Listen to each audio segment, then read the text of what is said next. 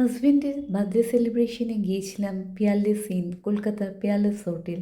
আর ওদের এই traditional knife মানে ছুরিটা সত্যি আশ্চর্যকর। পিয়ারলেস হোটেল, যেটি কলকাতার জওহরলাল নেহরু রোডে রয়েছে, বহু পুরনো ট্র্যাডিশনাল মনোমুগ্ধকর একটি রাজকীয় টাইপের হোটেল, 5 স্টার ক্যাটাগরি বা 4 স্টার হবে। আমি খুব অল্প করে দেখাই, এর এই ঝাড়বাতি সত্যি মনোমুগ্ধকর। ওপরে উঠে গেলাম। আমাদের রেস্টুরেন্টটা ছিল আইরি নয়, এটি ছিল দি ওশিয়ান।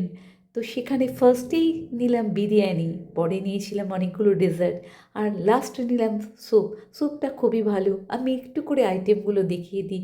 মাটন বিরিয়ানি তো ছিলই, ছিল চিকেন, ফিশ, বাসা মাছ, কাতলা মাছের কালিয়া, নানা রকম পাঁপড়, ভ্যারাইটি ডেজার্ট, কেক, এবং বার্থডেতে কেকটাও ওরা আমাদেরকে দিয়েছিল। এনজয় খুব করেছিলাম আর খুব ভালোও লেগেছিল।